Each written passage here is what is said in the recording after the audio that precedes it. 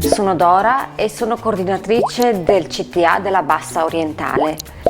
Non è facile perché non lo conosco bene ancora. Ok.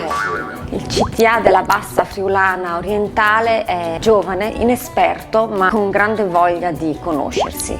Il mio CTA è molto frammentario e non è ancora un'amalgama di teste pensanti che agiscono assieme.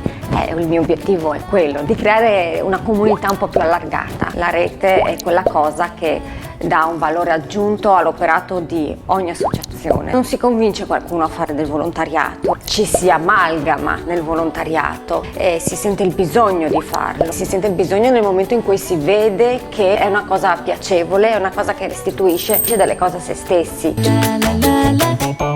Questa verrà tagliata.